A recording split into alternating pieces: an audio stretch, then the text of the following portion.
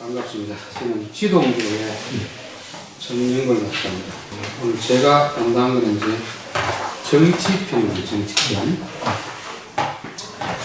성경 한 구절 찾아보고 시작합니다. 성경 누가복음 22장 누가복음 22장 24절부터 26절까지 세 절 말씀 우리가 천천히 같이 한번 합독하겠습니다. 또 그들 사이에 그중 누가 크냐 다툼이 나니라.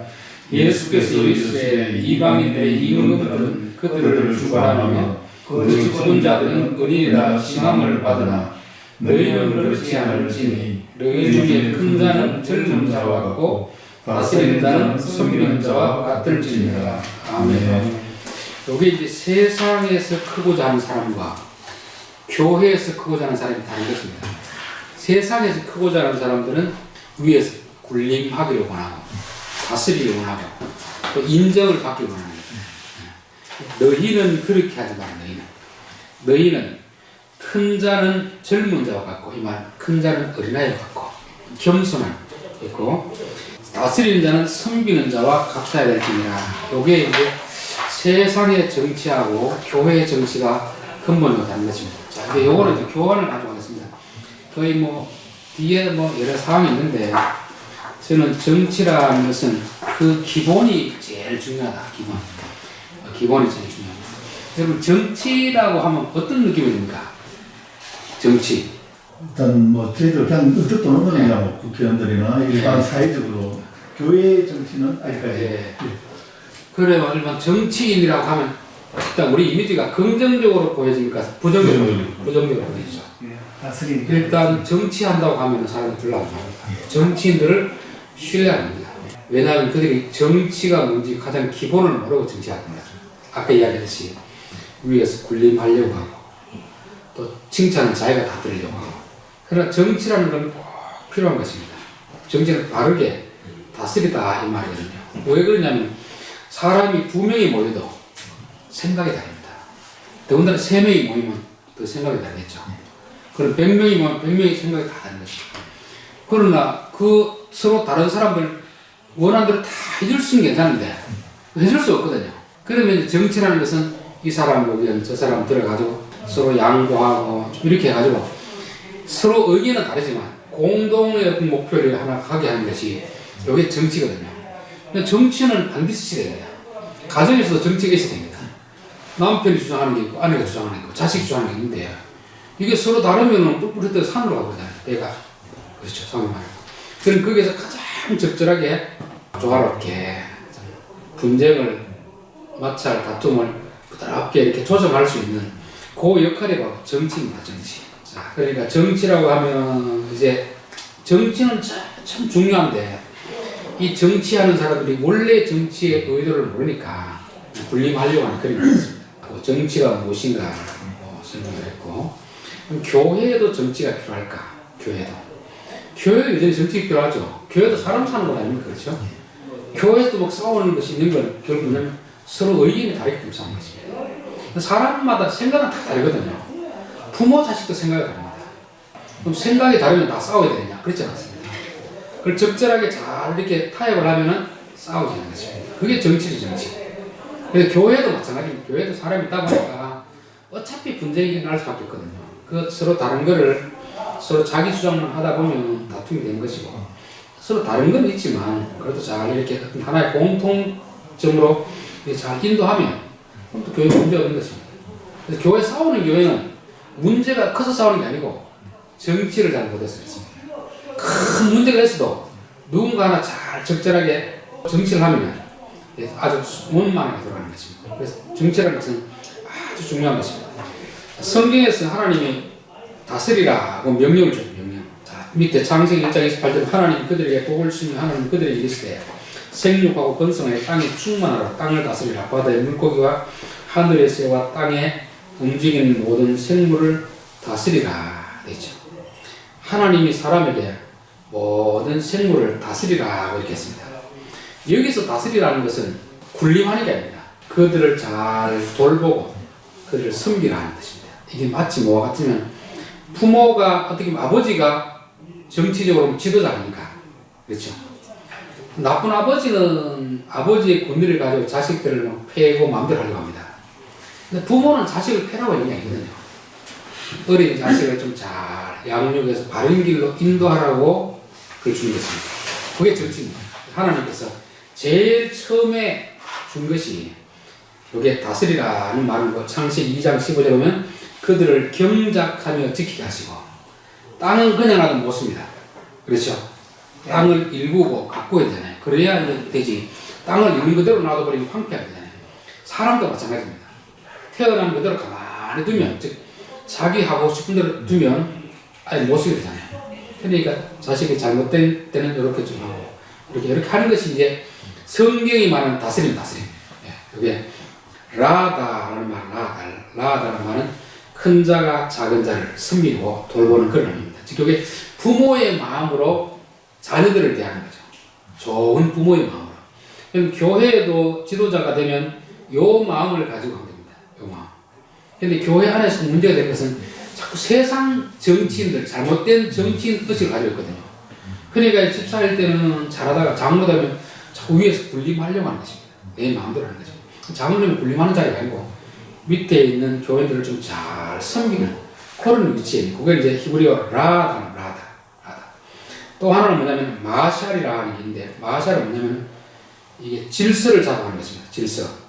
그게 창세기 1장 16절에 보면 하나님이 두 큰 광명체를 만드사 큰 광명체로 낮을 주관하게 하시고 작은 광명체로 밤을 주관하게 하십니다. 주관한다 주관.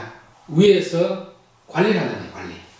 왜 그러냐면 위에서 관리하는 사람이 없으면 사람들은 자기 마음대로 합니다. 우리 짐승이 두 종류가 있는데 하나는 가축이 있고 하나는 들짐승이 있습니다. 그 차이는 뭐습니까? 관리가 되는. 그렇죠. 가축은 주인의 말을 듣는 것입니다. 소 같은 콧줄을 뚫어가지고 지 마음대로 하고 싶은 데 땡겨가지고 그렇게 마음대로 못하더라는 것입니다. 이게 관리가 되면 짐승이지만 사람하고 살아갈 수 있는데 야생동물은 안 됩니다. 관리가 안 됩니다. 네. 사람들은 누구나 타락하는 본성이 다 있거든요. 자식들도 하고 싶은 대로 두면 자식 망칩니다. 근데 부모가 어린이 제재를 받는 제재. 여기서 해가 낮을 주관하고 밤이 낮을 주관하고 그렇게 말하고 있습니다. 그 똑같은 표현이 창세기 3장 16절에 나오잖아요. 너는 남편을 원하고 남편은 너를 다스릴 것이니라. 여기 이제 선악과를 먹고 나서 타락했을 때 하나님 주신 말씀이잖아요. 한글 성경은 너는 남편을 원하고 되는데 여기 히브리어로 보면 너는 남편을 좌지우지하려 하고 좌지. 아내가 남편을 마음대로 하려는 거거든요. 그런데 너는 남편은 아내를 다스리라. 통제하는 거죠. 다스리라는 말은 이제 두 가지 의미가 들어있습니다. 하나는 라다는 것은 이 아버지가 자녀들을 잘 돌보고 섬기는 그런 것입니다. 왜냐하면 어린 아이들은 약하기 때문에 약한 사람은 누군가를 돌봐줘야 되잖아요. 놔두면 안 되잖아요. 또 하나는 마샬은 뭐냐면 사람은 자라면 지 마음대로 하고 싶은 마음이 있거든요. 그거를 통제하는 통제를 가지 못하도록. 이게 성경이 말하는 다스림의 가장 큰 두 가지 특징입니다.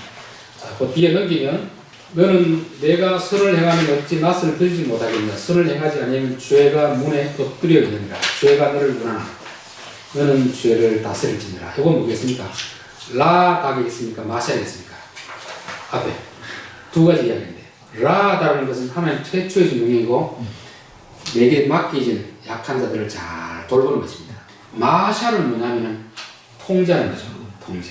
그럼 여기서는 마샬이 되겠습니까? 라다가 되겠습니까? 마샬이 되겠죠. 인간의 타락한 본성이 이 죄라는 게 마음속에 있거든요. 죄가 우리로 하여금 범죄하게 만듭니다. 예를 들어 남자가 성욕이 일어나면 그건 본능이지만 그게 일어난다고 해서 다 행동을 옮기면 되거든요. 그럴 때는 네가 그거 다스리라. 죄의 욕망은 있는데 이거를 꽉 잡아지고 다스릴 수 있으면 그걸 잘하는 겁니다.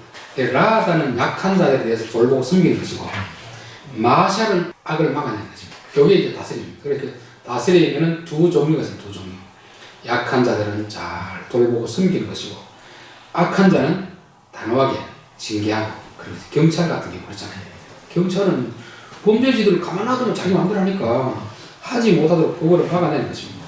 그래서 이제 요 두 가지 개념을 알아야 이 교회가 문제를 알 수 있습니다. 교회라고 할 때 우리가 이제 교회의 최종적인 목표는 뭐냐면은 하나님 나라거든요. 우리 한국교회에서는 천국이라고 합니다. 천국이라고 하고 천당이라고 하는데, 그러다 보니까 죽어서 가는 어떤 막연한 저 극락 같은 개념을 생각하거든요. 성경이 말하는 천국은 어떤 하늘을 저 넘어 있는 그런 장소가 아니고 하나님이 다스리는, 하나님의 통치를 받는 그런 곳이 천국입니다. 그럼 세상은 하나님의 통치를 받는 게 아니고 인간의 본능, 짐승의 통치라고 해요. 짐승은 약육강식이잖아요. 강자가 약자를 집어삼키는 게 짐승이잖아요. 약자는 살아갈 수가 없습니다. 인간 사회도 마찬가지거든요. 요즘에 정치를 보면 힘 있는 사람들이 아래 사람들을 자기 마음대로 합니다. 이게 세상 정치 같습니다. 그런 것이 오늘 어디까지 들어왔느냐? 교회까지 들어왔습니다. 교회에서 뭐 장로님이 되면 마음대로 하려면 마음대로 하려면 교인들하고 목사님도 충돌되는 경우가 있는데, 이 결국은 뭐냐면은 세상 이방인들을 다스리려고 하고 은인이라는 칭함 받기로나 너희들은 그렇게 하지 마. 그건 하나님 나라가 아니라는 것입니다. 그래서 하나님 나라라는 것은 최종적으로는 우리가 죽어서 가는 어떤 곳이지만 그곳은 좋은 시설이 있는 것이 아니고 하나님의 통치에 온전히 순종하는 사람입니다. 교회는 그걸 뭘 하는 곳이냐면 그 훈련하는 곳입니다. 하나님의 통치. 지도자가 되면 아까 라다 교회 연약한 자들을 잘 돌보고 있으니까 이들이 성장하더라. 어른이 될 수 있는 것이고, 또 하나는 또 교인 중에서 악한 자들이 있거든요. 그런 자들을 교회도 징계를 해, 해가지고 그렇게 하지 못하게. 그렇게 하죠. 물론 이제 세상적으로 물리적인 그런 징계는 없습니다. 교회 출교라든지 그 정도는 있지만, 그렇지만 교회에서는 그런 게 있습니다. 그래서 이제 창세기 12장에 보면 하나님이 아브라함을 불러내가지고 내가 너라의 큰 민족을 이루어주겠다 했거든요. 큰 민족이라는 것은 단순히 숫자적으로 큰 민족이 아닙니다. 실제 이스라엘이라는 나라는 한 번도 세계 역사에 큰 민족이 된 적이 없습니다. 적어도 큰 민족이 되려고 하면 중국이라든지 미국이라든지 유럽, 옛날 영국 정도 돼야 큰 민족을 할 수 있잖아요. 이스라엘은 한 번도 그렇게 된 적이 없습니다. 우리나라 땅으로 보면은 경상남북도 강원도 반쪽 그 정도거든요. 인구도 지금 한 1,500만 명 정도 되는가 그렇거든요. 그런데 큰 민족이라고 하면 이거는 말이 안 되거든요. 또 크다 작다는 것도 사람에 따라서 다르잖아요. 만약 내가 회장, 사장 정도 되면 우리 아들이 한턱 쏠게 큰 돈을 준다고 하면 얼마를 줘야 되겠습니까? 우리 집사님이 아들에게 이번에 생일인데 내가 아버지 크게 한번 쓴다 했을 때 얼마 줘? 한 10만 원. 그래도 학생, 대학생 되면 100만 원 정도 줘야 그래도 아버지가 야 이거 말 생각하는구나 선물 줬잖아요. 그렇죠? 그럼 하나님이 우리에게 크게 쓴다고 할 때는 어느 줘야 되겠습니까? 우주 만물의 주인이라면 최소한 몇 억은 줘야 되겠죠. 그러니까 큰 민족이라는 것이 번역이 큰 민족으로 되어 있는데 큰 민족은 그런 뜻이 아닙니다. 세상과 다른 민족. 세상은 약육강식, 강자가 다스리는 것이 세상입니다. 교회는 하나님이 다스리는 것이거든요. 그래서 거기 보면 이제 창세기 18장 18절에 보면 강대한 나라가 되고, 이 강대한 나라가 큰 민족이랑 히브리어는 똑같습니다. 근데 그 강대한 나라가 뭐냐면 그 밑에 보면 도를 지켜 공의와 정의를 행하게 하려고 어디 있죠? 공의와 정의. 출처는 보입니까? 공의와 정의가 뭘까? 공의. 요즘 예전에 보면 정의가 무엇인가 책 유명한 게 있잖아요. 정의가 무엇인가? 집사님 뭐가 정의라고 생각합니까? 올바른 어떤 그 뜻을 나타내는 것. 예. 집사님. 정의는 삐뚤어지지 않고 바른 걸 정의라. 바른 걸 가야 되는 게 이게 이제 정치인들이 해야 될 것이 바로 그거거든요. 성경에는 이제 공의, 정의를 번역해놨는데, 그 이제 제가 히브리어를 쓰는 거는 이게 왜냐 어디는 의라고 해놨다, 공의라고 했다, 공평이라고 했다 여러 가지 번역이 있어서 참고하라고 이렇게 써놨습니다. 제데크라는 말이 있고 미시파트라는 말이 있습니다. 자, 제데크라는 말은 하나님의 의입니다. 하나님의 의. 우리가 성경을 그의 나라와 그의 의를 구하라는 성경 구절 있잖아요. 그의 의라는 건 뭐냐 하면은 단순히 착한 일 하는 의가 아닙니다. 강자가 약자에 대한 배려, 이게 의입니다. 세상은 가난한 자, 부자들 다 있잖아요. 힘 있는 자, 약한 자 다 있잖아요. 출애굽기 22장.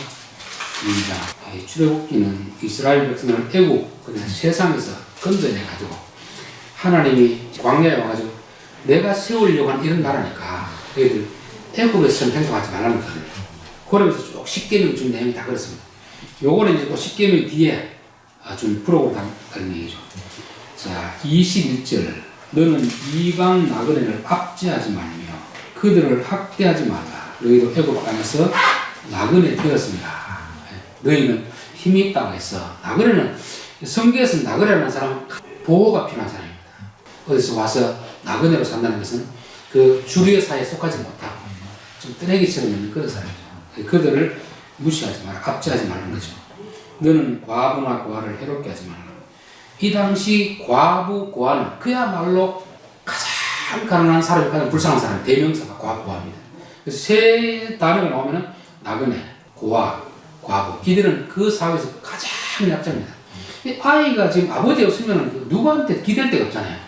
지금이야 뭐 남편이 없어도 여자들이 돈을 더 잘 벌지만 이 당시 사회는 여자는 남편이 없으면 동냥이 먹게 됩니다. 동냥. 근데 그러다 보니까 남들이 무시하시잖아요. 그러니까 너희는 과부나 고아를 해롭게 하지 말라. 내가 만일 그들을 해롭게 함으로 그들이 내게 부르짖으면 내가 반드시 그 부르짖음을 들으리라. 그러면서 나의 노가 맹렬함으로 내가 칼로 너희를 죽이리니 너희의 아내는 과부가 되고 너희 자녀는 고아가 되리라. 야, 이게 무섭잖아요. 이걸 알면 교회에서는 절대 내가 힘이 있다고 해 제일 약자들을 괴롭힐 수 없는 것입니다. 하나님 나라하고 세상 나라는 좀 그것이 다르다는 것입니다. 이게 이제 서론입니다. 그러니까 가장 기본적인 의미는 알겠죠. 정치는 꼭 필요하다. 그러나 세상 정치와 교회 정치는 다르다. 세상 정치는 원래는 안 그랬습니다. 인간이 타락하다 보니까 그런 거죠. 타락한다. 사람이 힘이 없을 때는 누구나 겸손하고 온유한데 문제는 힘이 있으면 그 타락하는 본성이 드러나는 것입니다. 우리나라 제일 심한 게 갑질이잖아요. 제가 이게 어디서 왔나 그래 군대에서 왔습니다. 군대는 자꾸 조금만 늦으면 마음대로 명령하고 기합적이 되잖아요. 지금 많이 좋아졌지만. 근데 이 군대 정신이 남들 직장에 들어가고 그러니까 남자들 군대 갔다 온 사람은 다 그 갑질 속에서 익숙해져 있거든요.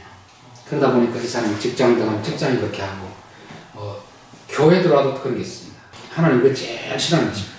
그래서 가장 기본적인 것은 두 가지 있다. 하나는 라가 큰 자는 섬기는 자가 됩니다.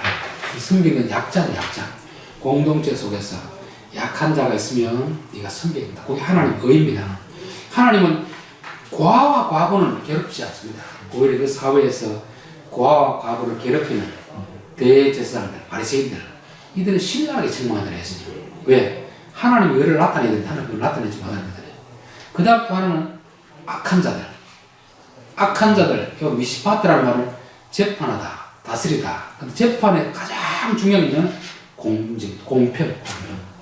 부자와 가난한 자를 차별하지 않는 거죠. 사람 차별하지 않고 그 법에 따라서 공평하게 하는 것입니다. 부자도 잘못했으면 벌을 받고 가난한 자도 잘못했으면 벌을 받는 것입니다. 이게 하나님의 법입니다. 이게 이제 하나님께서 세우시고 했던 그런 것이고 이게 이제 세상에서 되어야 되는 것입니다. 자, 오늘 이제 본론으로 들어가 보겠습니다. 이제 교회도 보면 이제 뭐 장로교, 감리교 뭐 이렇게 있잖아요. 이게 무슨 차이냐 하면은 교회가 어떤 정치 제도를 사용하고 있냐, 그게 다 달라진 거죠. 이제 교황 정치라고 들어보셨죠? 교황. 가톨릭은 교황 정치입니다. 신부님이 있고 또 그 위에 주교가 있고 또 대주교가 있고 또 교황이 있거든요. 수직적이지, 수직적. 그래서 위에서 명령은 일반적으로 다 들어야 되는 거죠. 그래도 천주교 같은 경우는 성직자와 교원들을 분리하고 있습니다. 교황이 주교 또 이렇게 와서 신부님들까지 나온 거죠. 그러니까 이게 어떻게 획일적으로 쫙 명령이 하달될 수 있습니다. 위에서 한마디 그대로 쫙 전달되잖아요. 근데 이게 단점이 뭐겠습니까? 독재가 될 수 있는 거죠. 위에 사람이 잘할 때는 이게 아주 원활하게 그냥 일사불란하게 진행이 되는데 그렇게 되면 독재가 될 수 있습니다. 그러다 보니까 가톨릭이 타락하게 되는 거죠. 감독 정치는 정치 제도는 가톨릭을 본받고 신학은 장로교를 본받는 거죠. 그게 감독 정치예요. 그러다 보니까 감독이라는 사람이 위에서 수직적으로 그렇게 하는 거죠. 감독 정치입니다. 감독 정치, 감독이 어떤 사람이 따라서 독재가 될 수 있거든요. 자, 거기에 반대되는 게 회중정치입니다. 회중정치. 회중정치는 뭐냐면 장로가 없습니다. 교인들이 다 대표. 우리나라 민주주의처럼 교인들이 다 대표로 하면 되지. 그지 뭐 장로가 필요하냐. 그래서 어떤 뭐 교회 일할 때는 운영위원회라든지 그런 걸 도와가지고 정치를 해나가죠. 여기에 이제 심내교 같은 게 있지. 그 다음에 장로교라는 건 뭐냐면 당회가 있잖아요. 당회. 당회는 두 파트로 되어 있습니다. 하나는 목사라는 파트, 하나는 장로님을 파트했어요. 그러니까 장로교는 우리 목사를 위임 목사라죠. 위임 목사. 위임 목사는 뭐냐면 하나님이 이 교회를 잘 다스리도록 그 교회를 그 목사에게 맡겼다는 거예요. 즉 목사는 교인들이 좋아하는 설교를 하는 사람이 아닙니다. 자기 좋아하는 설교를 하는 게 아니고 하나님이 하라는 말씀을 전하는 선지자 같은 그런 것이고 또 제사장도 있습니다. 그래서 또 목사가 또 잘못하면 어떻게 되니까 견제서 끼셔야 되잖아요. 그건 장로님들입니다. 장로님은 교인들의 대표입니다. 교인들의 대표. 목사는 교회의 대표이고 장로님들은 교인들의 대표입니다. 교회라는 것은 눈에 보이는 게 아니고 있는 공동체거든요. 그래서 목사는 자기 생각을 따라서 하는 게 아니고 하나님 말씀을 가지고 성도를 잘 먹이는 것이 목사의 해야 됩니다. 그럼 하나님 말씀이 우리가 듣기에 늘 좋겠습니까? 부담스럽겠습니까? 많이 부담스럽잖아요. 그렇죠? 부담스럽지. 순학과 먹지 말라고 하는 게 좋겠습니까? 먹으라고 하겠습니까? 그럼 또 장로님들은 목사님, 교인들이 너무 힘들어한다. 그 교인의 입장에서 가지고 목사님과 여기 정치하는 거죠. 오늘 좀 양보하시고. 여기 이제 장로의 정치입니다. 가톨릭의 정치는 일반적으로 하다 보면 독재가 있을 수 있습니다. 회중 정치의 문제는 뭐겠습니까? 질서 좀 회중 정치의 문제는 그 권한을 행사하는 사람들이 똑똑하면 괜찮습니다. 좀 어리석고 이러면 우리가 국민 투표하는 거 있잖아요. 대통령도 한 표, 시골의 할머니도 한 표, 그 요양원의 할머니도 한 표. 이러다 보니까 정치하는 사람들이 제일 쉬운 공약이 됩니까? 마을마다 아삽니다. 그럼 실질적으로 이 사람은 그렇게 능력이 없는데도 불구하고 표만 맞으면 되거든요. 이게 회중 정치 과정의 가장 치명적인 것입니다. 민주주의가 그렇잖아요. 뭐 잘하든 못하든 어쨌든 뭐 표만 많으면 여론만 되면 근데 진리하고 여론을 알거든요. 교회는 민주주의가 아닙니다. 가장 민주적으로 하지만 교회는 하나님의 말씀이 기준이 되거든요.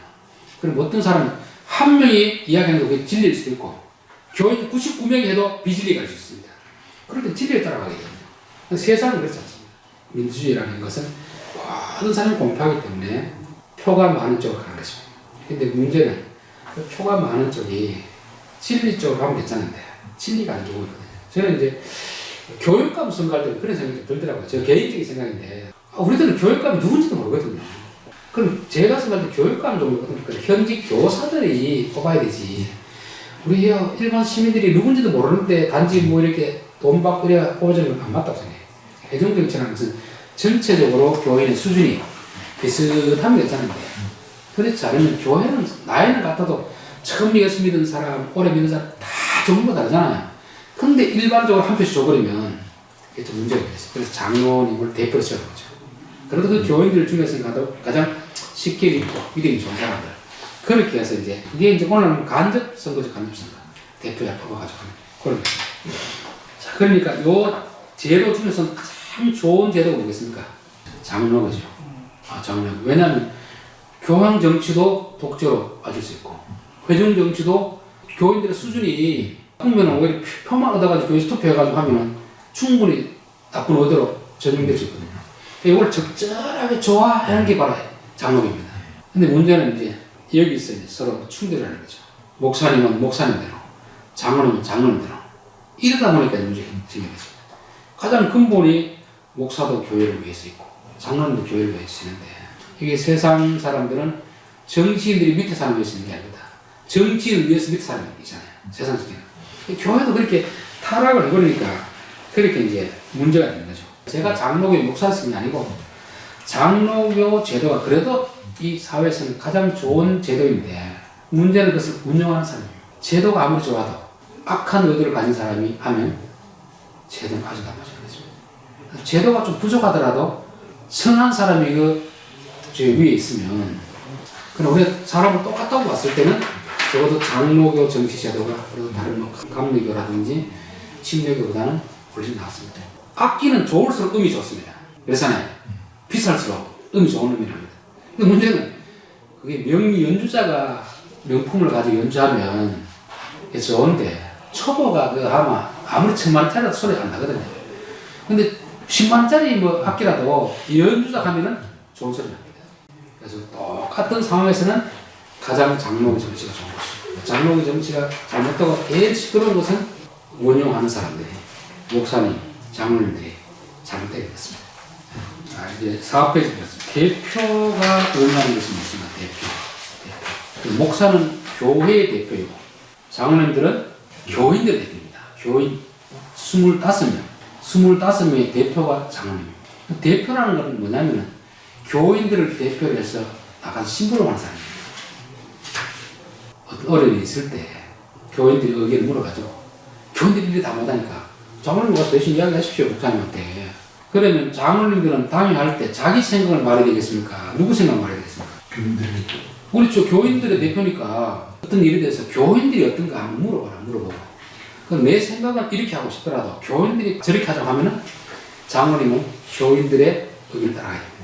그리고 또 하나는 것은 대표라는 것은 그래도 그 중에서는 가장 어떻습니까? 축구선수 아무나 내세웁니까? 아니면 그래도 제일 잘하는 사람 내세웁니까? 제일 잘하는 사람 내세웁니다. 교회 장로님이라는 좀 직책에 들어서 그래도 교인들 중에서 제일 믿음이 좋은 사람을 내는 것입니다. 아까 얘기한 침례교가 문제가 있는 거는 성도들이 다 하자고 해도 잘못될 수 없거든요. 그러니까 장로님의 직분이라는 것은 1차적으로 교인들의 뜻을 잘 받들어야 됩니다. 그러나 교인들의 뜻이 다 옳은 건 아니거든요. 그럴 때는 하나님의 뜻이 무엇인가? 그럴 때는 이제 만약에 장로님들이 교인들의 뜻을 가지고 와가지고 목사님 이렇게 하십시다. 그럴 때 목사님이 교인들이 다 그렇게 하더라도 하나님의 뜻은 이게 아닙니다. 그럼 어떻게 되죠? 하나님 뜻 따라. 하나님 뜻 따라야 되죠. 그래서 교회는 한편은 민주주의가 있고 한편은 신권주의가 있거든요. 요 역할을 누가 하느냐면 바로 장로님이 하는 겁니다. 그건 목사와 대립하는 각이 아니고 교인들의 의견을 가지고 왔지만 이게 성경의 뜻하고 맞느냐 마느냐 그건 누가 하냐면 목회자가 적어도 성경을 조금 이거는 장로님 성경을 봤을 때 이거는 좀 안 맞습니다. 교인들이 다 좋아해도 하나님은 별로 안 좋아합니다. 그러면 장로님이 그 이야기를 듣고 아멘에 수긍이 되면 어떻게 됩니까? 그때는 교인들을 설득해야 됩니다. 이게 대표 자격이에요. 장로님 역할이 그만큼 중요한 것입니다. 1차적으로는 교인들의 뜻을 모아야 되지만 그 뜻이 하나님의 뜻과 배치될 때는 장로님만 그래 말입니다. 교회 설득해야 됩니다. 자 이제 교회 정치의 원리는 양심이다. 양심. 여기다 보면 내가 임의로 먹되 이거 되죠. 임의로 먹되. 임의로 먹으라면 자유롭게 먹어. 자유롭게. 성경에 보면은 뭐 이거 하지 말라 하라는 말이 많이 있죠. 근데 사실 알고 보면 최소한의 최소한이고 우리나라 이제 기업하는 사람 이야기 들으니까 와 규제가 많아가지고 그대로 다 하려면 기업 못 한답니다. 근데 그거는 기업 하라는 게 하지 말라는 말이거든요. 하나님은 우리에게 각종 나무 열매는 임의로 자유롭게 먹으라. 마음대로 먹고 하나의 뭐 먹지 말라는 거. 우리는 법이 있더라도 내 양심으로 웃으면 됩니다. 그렇다고 마음대로 하는 게 아니고. 그래서 교회에서는 누구나 자기 양심으로 그런 말을 할 수 있는 그게 자유가 있습니다. 미국하고 우리나라하고 조금 법의 차이가 조금 뭐냐면 미국에는 법이 최소 한을 했습니다. 우리나라는 법을 계속 만들고 있습니다. 신호체계를 보면 그걸 같아요. 미국에는 뉴턴 할 때 뉴턴 금지구역만 해놨습니다. 우리나라는 가능지역만 해놨습니다. 근데 미국은 금지구역이 아니면 어디서 해야 됩니다. 그러니까 자유가 훨씬 많잖아요. 우리나라는 가능한 지역만 하니까 요거 없으면 하면 불법되는 것입니다. 법의 조항이 너무 많아요. 법의 조항이 많은 거하고 적은 거하고 무슨 차이가 있습니까? 누구한테 법을 많이 적용하고 누구한테 적게 적용하겠습니까? 집에서 어린애한테는 부모가 이거 해라 하지 말고 많이 말하잖아요. 애가 좀 크면은 그렇게 하지 않습니다. 이건 네가 알아서 해라. 결정적인 중요한 부분에 대해서는 그래 요 부분에 대해서는 결혼이라든지 이럴 때는 그런 부분에서는 부모와 상의하고 그 외에 나머지 부분은 네가 알아서 하란 말이에요. 즉 국민들을 어느 수준으로 보느냐 따라서 법이 그 만들어지겠습니다. 선진국일수록 자유를 말해줍니다. 중요한 원칙만 알아주면 거기서 사람 상황에 따라서 이렇게 할 수도 있고 저렇게 할 수도 있고. 이번 교회의 자유, 교회는 자유롭게 교회를 설립, 입회, 퇴회할 수 있다. 누구의 허락 없이, 정부의 허락 없이. 원래 교회하고 정부는 별개, 정부는 악을 제한, 법으로 하는 것이고 교회는 사람들의 양심을 선하게 만드는 거잖아요. 그리고 우리가 살 때 정부와 교회 상호 이래저래 하면 교회가 불법을 행할 때는 정부가 하지 않는데 그렇지 않은 이상 교회는 이렇게 합니다. 사조 진리와 행위의 관계. 진리는 하나님 말씀이잖아요. 행위를 뭐겠습니까? 삶이죠, 삶. 삶이다, 그렇죠. 요 진리와 행위의 관계는 어떻게 하면 되겠습니까? 로마서 한번 보시죠. 로마서 1장 17절을 보겠습니다. 복음에는 하나님의 의가 나타났어. 믿음으로 믿음이 이르나니 기록된 바 오직 의는 믿음으로 말미암아 살리라. 많이 들어보신 거 아닙니까? 그렇죠? 그 신앙생활 거의 다 들어본 이야기잖아요. 여기서 뭐가 나왔냐면 오직 믿음이라는 말이 나왔어요. 오직 믿음. 그래서 믿기만 하면 구원받는다 이렇게 있습니다. 믿기만 하면. 여기서 믿기만 한다는 말은 말로 믿는 거겠습니까? 뭘로 믿는 거겠습니까? 믿음이 우리나라가 이제 복음이 어디서 들어왔냐면 미국에서 들어왔거든요. 유대 나라하고 그 유대 터키 유럽하고 차이가 뭐냐면 이제 그 히브리 사고, 헬라 사고라는 말 들어봤습니까? 히브리 사고, 헬라 사고. 히브리 사고라는 것은 그 철학을 보면 두 줄기가 있습니다. 히브리 사고, 헬라 사고인데 히브리 사고라는 성경의 사고입니다. 성경의 사고. 성경의 사고는 공동체를 중요시하고 통합적 전체적인 걸 중요시합니다. 헬라 사고는 분석적입니다. 과학적. 말씀을 쪼개는 거죠, 쪼개. 사람으로 말하면 사람 머리 있고 팔 있고 다리 있고 간 있고 눈 있고 이랬잖아요. 이거는 각각의 지체는 있지만 이걸 쪼개놓으면 어떻게 되겠습니까? 눈 따로 떼놓고 코 따로 떼놓고 이렇게 하면 그 사람 죽는 거잖아요. 그렇죠. 눈, 코, 입은 있지만 따로 있지만 이게 하나로 돼 있어야 살 되거든요. 그러면 믿음이라는 것은 그 믿음이 믿음으로 있는 게 아니고 믿음이 삶을 통해서 나와야 되는 것입니다. 그래서 보면 의인은 믿음으로 말미암아 살리라. 이 말은 뭐냐면 자기 마음대로 사는 게 아니고 하나님을 믿고 그 믿음을 가지고 사는 것입니다. 그 말은 뭐겠습니까? 하나님을 믿는다는 말은 하나님을 따라간다는 말이잖아요. 그 말씀 순수하는 겁니다. 착한 일 한다고 구원받는 게 아니고 믿음으로 구원을 받는데 믿음으로 구원받는다는 것은 말로 믿는다고 하는 믿는 게 아닙니다. 그 예수님을 내가 구원을 믿고 그분을 따라가는 거거든요. 따라가는 게 없으면 그 믿음은 가짜 믿음인 거죠. 진리 따로 행위 따로 이거 놔둘 수 없습니다. 진리와 행위를 자꾸 나누는데 교회가 나누는 게 아닙니다. 원래 히브리 사고는 나누는 게 아닙니다. 예수님도 나의 말을 듣고 행하는 자는 반석 위에 집을 지은 자와 같고 나의 말을 듣고 행하지 않는 게 아니고 내가 한대로 막 행하지 않고 네 마음대로 행하는 자는 모래 위에 집을 지은 자가 된다 했어요. 그 말은 뭐냐면 반석 위에 집을 짓는 게 쉽겠습니까? 모래 위에 집을 짓는 게 쉽겠습니까? 모래 위에 집을 짓는 게 쉽죠.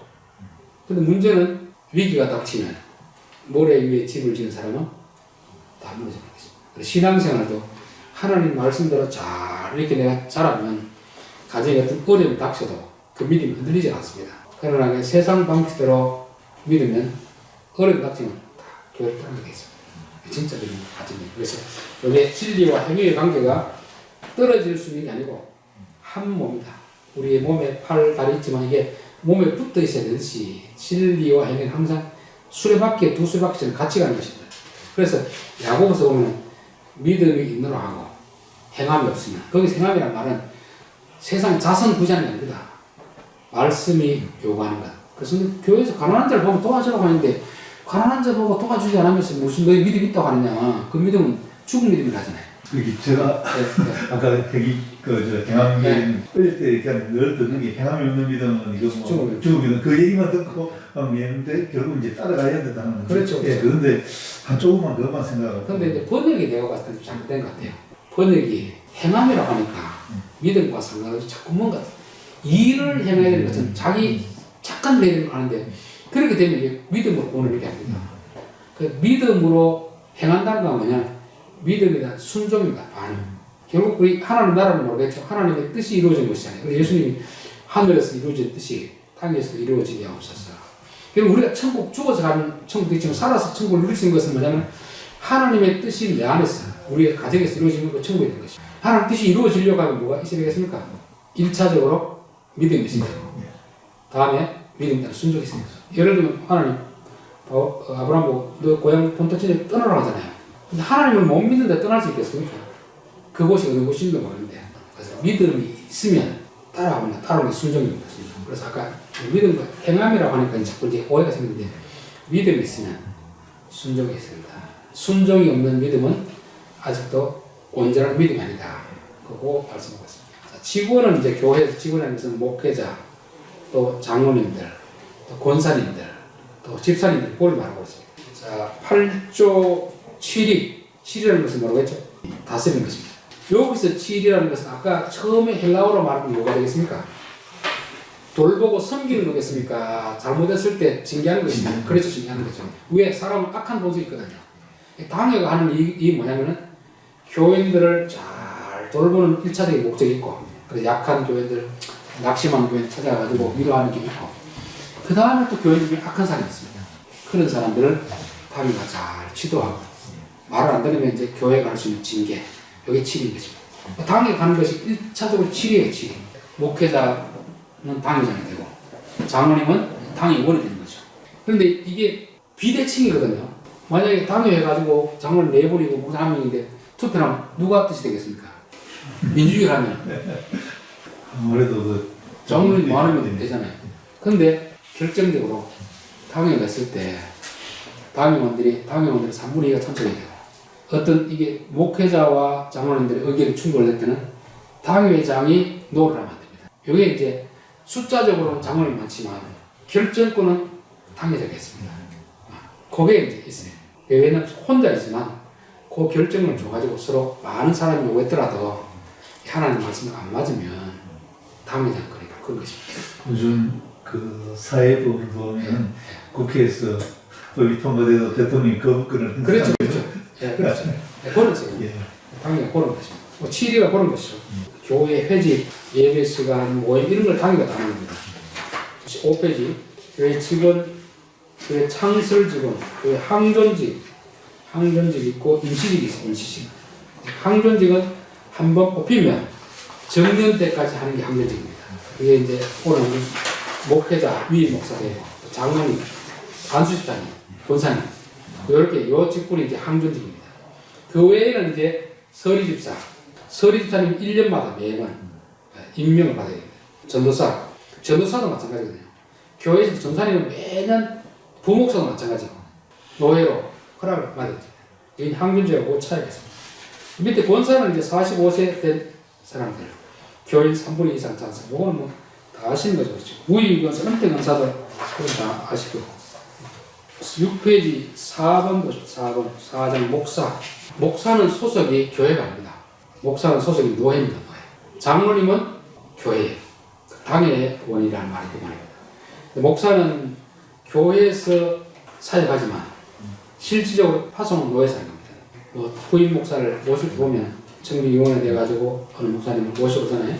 그런데 결국 그 목사는 노예가 허락해 줘야 됩니다. 노예가 허락해 주지 않으면 안 되는 것이죠. 그 다음에 4조 목사의 친구 위임 목사는 당역에 있는 교회에서 위임을 하면 70세까지 할 수 있는 거죠. 시무 목사는 뭐냐면 미조직교회. 당역이 없는 교회를 미조직교회를 합니다. 교인들이 있는 당역이 없는. 이 장로의 정치가 목회자와 장로님 두 대상이 모여가지고 당역을 이루거든요. 근데 한쪽이 없었으면 이게는 장로의 정치하고 좀 안 맞거든요. 그래서 교회는 교회인데 미조직 교회라는 것입니다. 그런 교회가 이제 목사님이 청빙되면은 시임 목사는 임기가 옛날에 1년이었는데 지금은 3년 지나면 다시 이제 이렇게 하는 게 있습니다. 조직교회는 원래는 목사님 청빙, 위임 목사 청빙이 되거든요. 근데 막 어떤 경우는 교회들마다 목사님 때문에 힘든 교회가 있거든요. 그러니까 우리가 한번 1년 동안 지켜보겠다 할 때는 시임 목사로 청빙해가지고 1년을 지켜보고 계속 사역하게 할 것 때문에 위임을 해줘야 됩니다. 위임도 안 해주면 1년이면 끝나버립니다. 그 차이. 만약에 그 미조직 교회 같으면 장로님이 없고 목사님은 시임 목사님만 계시는데 그럼 그 안에서 지금 당회에 관련되는 어떤 그런 업무는 그럼 또 노예 당 쪽에서 그러니까 당회장은 목회자에게 임시 당회장을 주는 거죠. 시임 목사지만 그 당회장에 이제 그러면 뭐 큰 문제는 그러니까 노회야. 우리 총회가 당회, 노회, 총회 30여 있잖아요. 거기도 보면 이제 우리나라 지방법원, 고등법원, 대법원 있듯이 사람이 아무리 공평하게 한다 하더라도 어떤 사람이 봐서 이거는 판결이 잘못됐다. 사람이니까 이 사람하고 좀 친하고 뭐 그런 분이 있으면 이쪽으로 좀 유리하게 해줄 수 있고 전혀 아는 사람 없으면 피해자가 가해가 될 수 있거든요. 그러니까 이제 3심제 해놓는 게 사람은 아무리 공정하더라도 판단이 제대로 안 될 수 있으니까 하는 거죠. 그래서 교회도 당회가 1차적 있고 그 다음에 노회가 있고 그다음에 총회가 있습니다. 그런 거 있습니다. 자, 5장 보겠습니다. 5장. 그 부목사, 원로목사는 다 아시는 거죠. 원로목사는 한 교회에서 20년 이상 심호하는 목사로서 공동연을 가지고 하면 원로목사입니다. 무임 목사는 목사인데 임지가 없는, 교회를 심호하지 않는 그런 무임 목사. 장로교 할 때는 사람들이 장로교니까 장로님들만 있는 것이 장로교 하는데 그게 아닙니다. 장로라는 것은 아까 얘기했지만 정치 제도가 장로인 것이고, 장로에는 두 종류의 장로가 있습니다. 하나는 목사도 장로입니다. 장로는 엘더, 그 지도자라는 지도자. 장로님이 있고 목사님이 있고, 그래. 목사님도 여기서는 장로님입니다. 여기는 가르치는 장로. 장로님은 치리하는 장로. 목사는 치리와 가르침을 두 가지 동시에 있고, 장로님들은 가르침이 아니고 치리하는 장로. 그래서 장로님만 있는 것이 장로가 아니고, 그래서 일반적으로 시골에는 교회 주인이 장로님도 아니고 주인은 장로님입니다. 장로님은 교회의 대표이고, 교회의 주인은 예수님, 목사는 교회의 대표로 있는데, 장로의 권한은 밑에도 있는 쭉 보시면 장로 자격은 35세 되는 자, 흠없이 5년 경과하고, 장로의 의무가 뭐겠습니까? 신령적 관계를 총괄한다. 신령적 관계. 이게 뭐냐면 아까 이야기했지만 믿음이 연약한 자들 잘 돌봐가 믿음이 자라지도 되는 것입니다. 두 번째, 도리, 오해나 도덕성 부패를 방지한다. 교회는 약한 사람도 있지만 악한 사람이 있거든요. 교회 안에 뭐 오늘 집사님들이 와가지고 이단적인 이런 내용을 하고 이러면 그걸 누가 막아야 되냐면 장로님 막아야 됩니다. 이단적인 이런 거 막 배워오는 사람이 있거든요. 그러면 그걸 누가 해야 되냐? 교회를 지키기 위해서는 장로님이 해야 되는 거죠. 당연히 해가지고 저분 하는 것이 우리 장로교 교리하고 안 맞다. 그러면 그걸 당연히 해야 되는 거죠. 그게 이제 아까 했던 마샬. 악한 사람, 악을 막아내는 역할이 장로가. 그게 치리라고 치리겠죠. 교우, 신방, 위로, 교훈, 간호, 아까 이야기했죠. 섬기는 그런 거죠. 특별히 신방할 자는 목사에게 보고한다. 뭘로 장로로 되어 있고. 협동 장로는 이제 본 교회에서는 투표를 되는 건 아닌데, 다른 교회에서 장로님으로 심부하시다가 온 교회 오면 다시 또 장로를 뽑지는 않잖아요. 안수를 한번 받으면 하니까. 그러면 교회에서 당위에서 올라가서 이분을 협동 장로를 하자. 협동 장로는 예고를 해요. 장로 그렇게 해줘요. 자, 집사는 교회에서 가장 힘든 일을 하는 사람이 집사입니다. 집사. 우리 디아코노스란 말은 잔치할 때 보면 접시 나르고 막 이렇게 막 하는 사람. 그래서 집사님은 교회에서 가장 굳은 일을 하는 거죠. 그래서 보면 이 구분이 잘 안 돼요. 장로님 하는 역할하고 집사님 하는 역할. 이 교회는 질서가 있어야 되거든요. 장로님의 역할이 있고 집사님 역할이 있습니다. 또 목사의 역할이 있습니다. 서로 그 경계에서 넘지 않도록 존중해줘야 돼요. 어떤 교회는 안수 집사님들이 뭐 장로님이 할 그런 뭐 일을 하고 간섭하는 게, 어떤 교회는 또 장로님이 안수 집사님 해야 될 일을 또 하고 있습니다. 근데 이게 안 맞더라고요. 질서가 없는 거잖아요. 그래서 목회자는 목회자 해야 될 영역이 있고, 장로님은 장로님 해야 될 영역이 있고, 안수자의 영역이 있습니다. 그 영역을 잘 지켜주면 서로가 좋죠. 당회의 성수는 과반수인데, 과반수는 3명 같으면 과반수가 몇 명이 됩니까? 2명 돼야 되죠. 4명 같으면 2명. 가반수 같으면 2명. 안 돼. 4명 같으면 3명이 되니까. 과반수를 넘어야 되기 때문에. 그냥 이상으로 안 치고. 그렇죠. 안 넘어야 그래. 한 명 같으면 어쩔 수 없이 한 명이 되는데, 3명 같으면 2명이 돼야 되고, 4명 같으면 3명이 돼야 되고, 5명 같으면 3명이 돼야 되고, 그랬습니다. 이상이 아니고 그거. 그렇죠. 초과돼. 그게 안 되면 사실은 당회가 그렇게 모이지 않는 회의한 결과는 절차가 안 맞기 때문에 그런 것입니다. 그리고 이제 그 2번이 좀 민감한 문제인데, 당회 성수, 당회 장로 2인이 있으면 장로 1인과 당회장 출석을 성수되고, 장로 3인 이상 있으면 장로 과반수와 당회 출석하여 성수된다. 장로 1인만 있는 경우도 모든 당회를 행하되, 그 장로 출입 문제나 다른 사건에서 장로가 관대할 때는 노회 보고하여서 처리한다. 왜 이렇게 하겠습니까?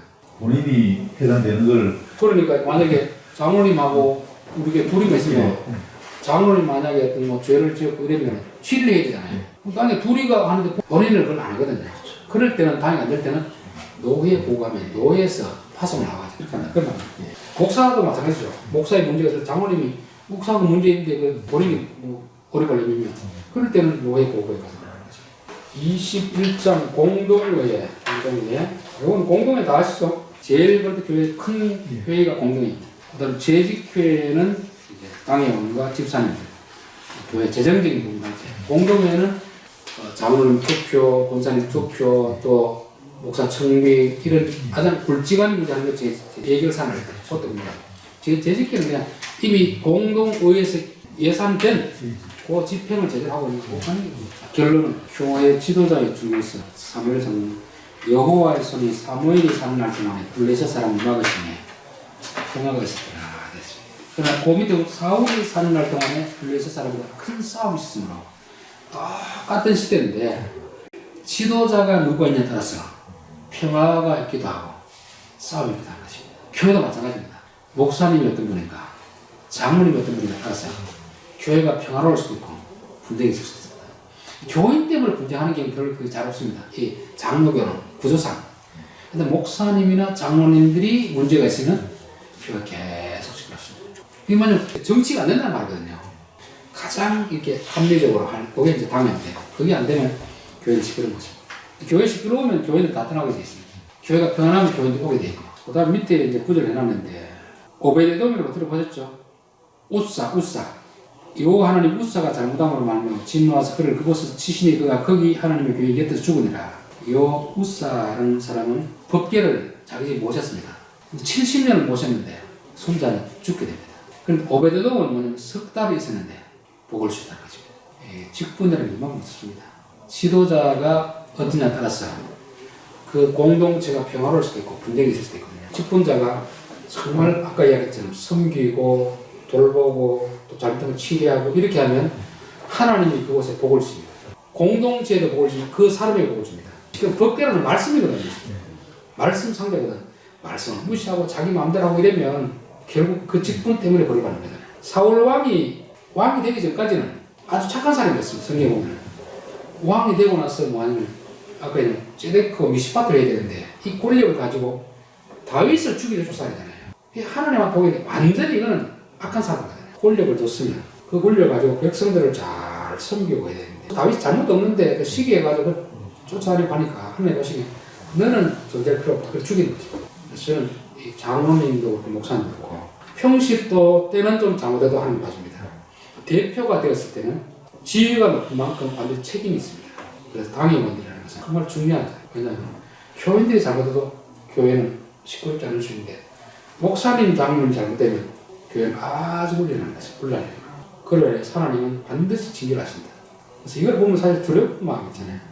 내게 주신 직분을 하나님 겸손하게 하나님 원래 했던 그 마음을 가지고 그렇게 해야 됩니다. 그런데 사실 집사님들은 참 사람이 착해 보이는데 장로님이 딱 되니까 바뀌더라고요. 제가 그걸 뭘 느꼈냐면 그 사람의 본성은 지위가 있을 때 진짜 본성이 되는 겁니다.